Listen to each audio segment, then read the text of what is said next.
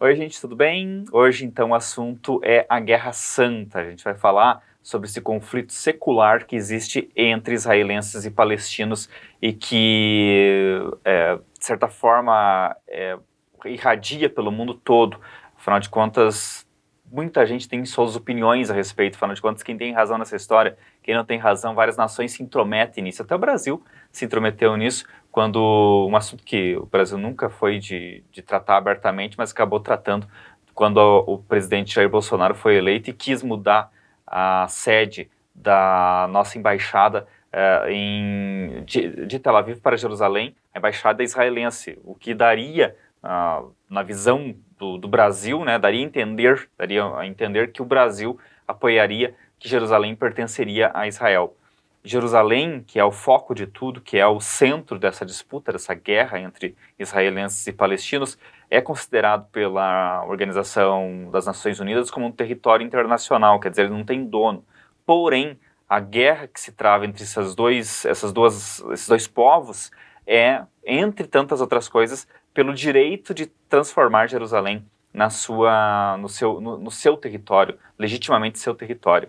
É muito curioso analisar essa história, porque se você contasse, se você visse um filme a respeito disso, você acharia um roteiro muito mal escrito. Mas a verdade é que, por uma convergência de fatores, Jerusalém é hoje considerada uma terra santa para pelo menos as 3 das principais religiões do mundo, para o cristianismo, para o islamismo e para o judaísmo, por diferentes motivos que a gente vai estudar hoje nessa aula. Então vamos lá. Essa Guerra Santa, então, se converte em 3 pontos. A questão da própria região, que tem uma história que vai desde o período...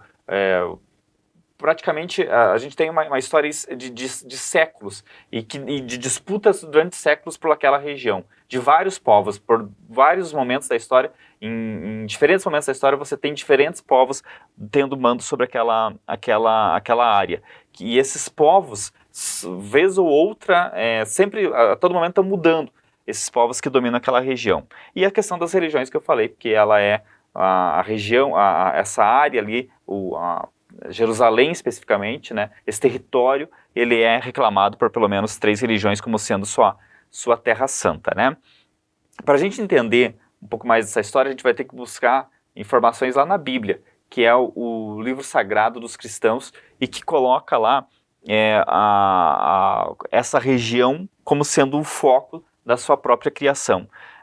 Esse organograma, que depois vou mandar para vocês no WhatsApp, também colocar lá no Mentor, ele mostra, pela visão bíblica, né, como que teria surgido o cristianismo, começando lá por Noé, a velha história de Noé, a história da Arca de Noé, né, tão famosa, tem até um filme agora não tão antigo a respeito da história de Noé, que seria, a partir de Noé, a origem do povo hebreu, com Sem, que daria origem a Terá, que daria origem a Abraão. E Abraão começa toda uma linhagem histórica aí, de personagens que você encontra na Bíblia, como, por exemplo, ele tinha uma relação com Sara, que era sua esposa legítima, porém, era um período, né, e a Bíblia, em vários momentos, principalmente no Antigo Testamento, ela ela mostra como se fosse normal o homem ter mais de uma esposa, e nesse caso ele tinha um affair com Agar, que era a escrava da família,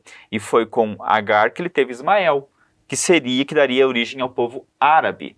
A Sara lhe deu o Isaac como filho, Jacó, que teve depois o nome mudado para Israel, que representa lutar com Deus, e que dá origem então a esse povo. Então aqui você já tem a cisânia, né, entre os árabes e os israelenses. Israel teve 12 filhos que deram origem a 12 tribos, e entre elas a tribo de Judá, que é a tribo dos judeus. Os judeus eram maioria, por isso todas as tribos passaram a ser chamadas de judias. Todas essas tribos passaram a ser chamadas, então, de judias. Aqui você tem, então, essa cisão, né, dada a partir desse caso de Abraão, isso está na Bíblia, e você tem, então, 2 povos que historicamente não se dão. E aí começa tudo por aqui. Aqui é o mapa de Israel, numa composição muito antiga, né? Hoje ele está totalmente diferente, como vocês vão ver lá adiante. Então começa tudo por aqui, gente. Vamos lá ainda para o Antigo Testamento. Canaã, hoje Israel, quando você lê lá Canaã na Bíblia, você está se referindo à terra onde hoje fica justamente Israel, a faixa de Gaza, Cisjordânia e também partes da Jordânia. Tudo isso aqui, ó, que se encontra às margens do Mar Vermelho. Ali viviam os israelitas cultuando diversos deuses. Entre os principais, que seria o possível Deus supremo dos israelitas. Eles eram então um povo politeísta, eles cultivavam vários deuses, existiam deuses para tudo, né? E também Baal. Os nômades do deserto trazem então Javé para a tribo israelita. Javé seria o nosso Deus hoje, pensando pela ótica cristã. Esse Javé que eles trazem, então esse culto de Javé que se torna um mistério ali, da onde eles tiraram Javé, qual foi a ideia de se ter esse Deus único, né? Acaba chocando-se com a visão desse povo israelense que viam vários deuses como dignos de respeito, dignos de oração, dignos de fé. Muito importante dizer que ali viviam os autores justamente do Velho Testamento. E como eles eram constantemente, o povo israelense, o povo judeu, historicamente sempre foi perseguido, sempre teve alguém tentando tirar algo deles, sempre teve alguém tentando passar a mão no que era deles. Essa história, que eles obviamente consideram extremamente injusta, vem lá do Antigo Testamento. Porque no Antigo Testamento você vê diversos relatos desse povo que ali vivia nessa região de Canaã, onde foi escrito o Antigo Testamento.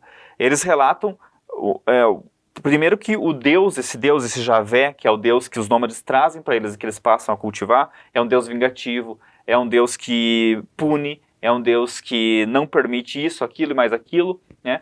Tudo isso, claro que para os cristãos é uma tradução do que pensava Javé, porém há uma explicação histórica para isso. Quer dizer, um povo tão perseguido, tão judiado e tão combatido por outros povos, escreveu o Antigo Testamento com esse ressentimento, com essa visão de um Deus cruel, justamente para impor medo nessas tribos que invadiam a terra deles. Então, por isso que você vê uma versão mais condescendente, um Deus mais condescendente no Novo Testamento do que no Antigo Testamento. O Novo Testamento já é outra realidade, né? São os seguidores de Jesus Cristo que escrevem o Novo Testamento. Por mais que eles tenham sido perseguidos, eles se voltam muito mais para a visão de Deus passado pelo Messias Jesus Cristo do que por uma visão mais voltada para o Antigo Testamento. Mesmo assim, há ali muitas falas, né, ditas, atribuídas a Jesus Cristo, que configuram em alguns momentos uma visão menos tolerante de algumas coisas. Por outro lado, também tem muita visão tolerante a respeito de muitas coisas, principalmente essa questão de disputa de classes, né, a visão do oprimido e o apoio e a defesa do oprimido. Pois bem, então esses autores do Velho Testamento que passam a cultuar um só Deus, Javé, eles então viviam nesse território ali. Esse Deus que eles passam a cultuar, e aí você tem uma mistura de ficção com realidade aí que permeia toda a história das religiões, isso é fato. Existe, por exemplo, a história do Rômulo e Remo, que foram jogados ao rio para escapar e tal, e depois tem toda aquela filosofia em torno da história deles, né? Essas são histórias que haviam outros relatos a respeito de outros personagens em outros contextos históricos que batia com a mesma história. Então, não se sabe exatamente se essas histórias que se contam, especialmente as histórias que se cultuam dentro das religiões, elas têm, de fato, um amparo na realidade, ou elas são uma construção que foi passando de pai para filho, de tribo para tribo, de região para região, e que em determinado ponto ganharam uma aura de verdade, mas que encontram variações, como toda a linguagem oral, como toda a história oral, né? Entre 649, bom, vamos lá. Javé, que seria esse Deus único, que eu estou misturando um pouco as histórias, eu vou separar um pouquinho para vocês aqui. Eu estou falando do Antigo Testamento, contextualizando para vocês como que ele foi escrito, e estou falando sobre a vinda desses nômades para essa área onde eles eram politeístas, eles cultivavam vários deuses, e ali então eles passam a cultuar Javé como Deus único. Pois bem, por que isso acontece? Acontece porque eles, entre esses deuses que eles cultuavam, estava Eu, que casa-se com Javé. Né? Entre 649 e 609 a.C., Josias, rei de Judá, torna Javé o Deus único dos israelitas. Por quê? Porque ele acaba ganhando um poder dentro daquele povo. Claro que vocês vão me perguntar, tá, mas professor, Javé então era de carne e osso, estava ali em meio a eles? Isso tudo está na história que eles contam, então você não sabe se exatamente estava no meio deles, se era uma figura onipresente, mas que não estava em carne e osso. O fato é que o relato deles, o relato deles que passou depois para a Bíblia foi esse, né, que havia esse casamento entre Eu e Javé. Eu como uma deusa, Javé como deus dos nômades trazido para dentro dessas tribos. E aí Josias, que era o rei de Judá, a terra dos judeus, né, torna Javé o Deus único dos israelitas. Javé ganha status, então, com as 10 pragas do Egito. Lembra das 10 pragas do Egito? Por que ele ganha esse status? Primeiro, é uma questão, obviamente, né, questão de fé, cada um tem a sua, cada um se respeita, cada um é da boa índole de pessoas civilizadas respeitar a boa fé dos outros. Porém, se a gente olhar com mais pragmatismo para essa história das religiões, você percebe aqui uma questão puramente mercadológica. Quer dizer, você tem vários deuses, cada um com seus poderes, e os outros povos também têm seus vários deuses, com seus infinitos poderes, ou com seus poderes limitados, mas que não formam uma identidade única que Javé vem a trazer para esse povo. Essa identidade única, que depois, mais tarde, a gente vai estudar lá na história do povo romano, quando Constantino torna o cristianismo a única religião, uma questão puramente mercadológica ou política. Quer dizer, você nomeando um novo Deus, um único Deus, né, esse Deus une todos os poderes e é capaz de combater todos os outros deuses. Logo, você detém um poder maior que as outras tribos. Então, é essa lógica que se tenta explicar pelo olhar da história, né? E não pelo olhar religioso, obviamente. Quando você tem aí Javé jogando, que seria Deus, né? O Deus, jogando as 10 pragas do Egito e pegando essas 10 pragas do Egito, está relatado na Bíblia, né? Isso dá um status a esse povo de Judá que eles não tinham como seus vários deuses. Então aí você percebe uma vantagem em se ter esse Deus único, né? Esses israelitas, esse povo lá de Judá, eles também viviam em duas áreas, no norte e no sul de Canaã. Lá no norte você tinha o Império Assírio conquistando, porque entre as várias perdas que eles tiveram foi para o Império Assírio. E lá em Judá, Josias apelou à religião para manter a unidade, destituindo os outros deuses. Aqui você vê novamente a importância e a clareza daquela questão política. Se lá no norte, politeísta, você teve uma perda, e na parte do sul, onde ficaria Judá, Josias apelou para o Deus único e conseguiu manter essa unidade, logo você tem um ganho político muito mais do que religioso, né?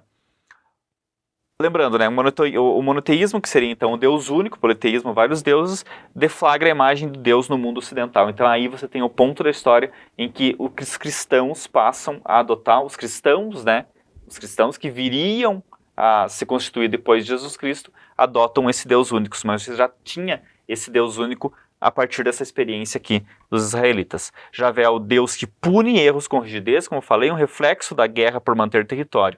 O Velho Testamento está cheio de exemplos, sendo mais severo do dilúvio, né? O dilúvio que limparia a terra, né? Mataria tudo, limparia tudo, e aí então começaria tudo do zero, uma nova terra a partir da visão de Noé e tudo mais, né? Aquela questão.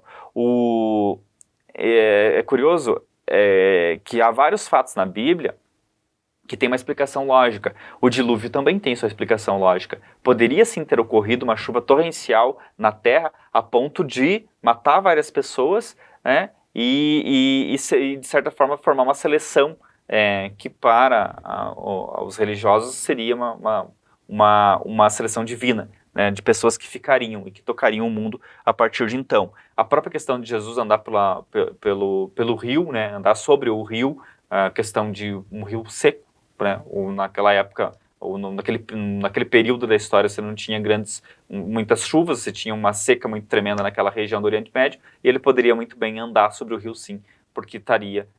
apenas alguns exemplos, né, gente, de como que há uma explicação também para tudo que é dito como inexplicável. Josias, então, morreu, esse lá da parte sulista, né? E o rei Davi, tão cultuado, né, pelos judeus, unifica os povos de Israel e Judá, o sul e o norte, escolhendo Jerusalém como sede do governo. Conquista a cidade derrubando os jebusitas, que, segundo os palestinos, eram a gênese de seu povo. Surge aí o conflito Israel-Palestina. Então vamos recapitular, que eu só li aqui, né? O Josias, então, unifica o povo de Israel, unifica sul e norte. Isso, então, dá uma grande força para eles, né? Unifica esses dois povos e diz que Jerusalém, a tão cobiçada Jerusalém, a Terra Santa, é o seu ponto forte, quer dizer, a sede do governo, é a sede dos israelenses. Nesse ponto aí, os jebusitas, que dariam origem aos palestinos, vêm e dizem, peraí, essa terra já é nossa, a gente já estava aqui, a gente já estava aqui antes. E aí começa, daí esse conflito, antes de Cristo, para vocês terem uma ideia do tamanho da encrenca que é essa guerra entre israelenses e palestinos. Segundo a tradição judaica, Davi levou a famosa Arca da Aliança para Jerusalém, onde estariam guardadas as tábuas dos 10 mandamentos. Todos os anos os judeus comemoram esse fato como o marco zero de Jerusalém. Para eles ali, então, esse é o grande momento. Essa Arca da Aliança, né, ela é um objeto mágico que guardariam todas as relíquias religiosas de Davi, do rei Davi, o tão famoso, tão cultuado pelos israelenses. O filho dele, o Salomão, construiu um templo para Javé no topo do Monte Sião. Quando vocês veem lá aquelas imagens do pessoal chorando no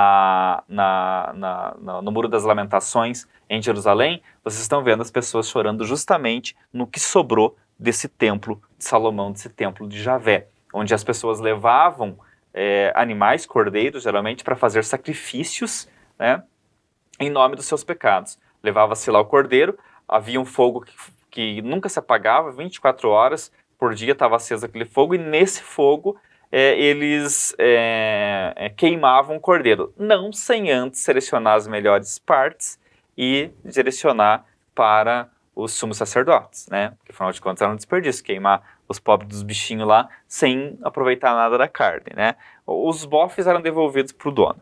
Jerusalém, a capital, foi conquistada pelos babilônicos, entre tantos povos que conquistaram Jerusalém, depois pelos persas. Judeus reconstruíram esse templo foi destruído uma vez pelos babilônicos, foi reconstruído essa parede que a gente ainda tem lá, né, que é um milagre, porque são mais de 2000 anos que está lá. Essa parede é do segundo templo, o primeiro templo não tem mais, infelizmente, nada, mas é uma relíquia inquestionável, né? Eu, ao dia que tiver a oportunidade, quero muito conhecer o Muro das Lamentações. Israel ainda seria conquistada por Alexandre o Grande, né? E pelos Seleucidas, outro povo também, que desfiguraram o centro dedicando-o a Zeus, que era um outro deus. Em 63 a.C., aí entram então os romanos nessa história. Os romanos, que eram os Estados Unidos da época, né, eu costumo dizer, tomaram Israel, era um vasto império, né? O Império Romano começava lá na Europa, se estendia pelo Oriente Médio e chegou até lá, a terra de Jerusalém, onde neste contexto, então, nasce Jesus Cristo. Não existe uma prova concreta, absoluta, de que o Messias, ou seja, o enviado de Deus, segundo a narrativa bíblica, viveu nesse território ao longo desse tempo. Porém, há relatos escritos logo na sequência de que um homem com esse nome, Jesus Cristo, andou sim pelaquela região nesse tempo em que se faz uma divisão do calendário. Quer dizer, você zera o calendário e você começa a contar do zero, porque seria depois, né, revista essa situação, o Messias, o Filho de Deus, que foi sacrificado pelos romanos, a mando de quem vivia naquela terra. Quem vivia naquela terra eram os judeus, né? A gente estudou até aqui. Os judeus, por muita luta, com muito sacrifício, perdendo aquele território para várias pessoas, reconquistando. Num determinado momento que eles reconquistam aquela terra, vêm os romanos com toda essa força, com todo o seu poder e tomam aquela região. Os judeus, naturalmente, não tem para onde mandar, eles continuam vivendo ali. Porém, eles passam a pagar vários tributos, trabalham praticamente para sustentar o Império Romano. Os romanos mandam ali seus representantes, né, mandam ali aqueles que vão dominar o território, que vão praticamente escravizar os judeus, né? E ao custo de altos impostos, os judeus podem viver ali, podem levar sua fé, podem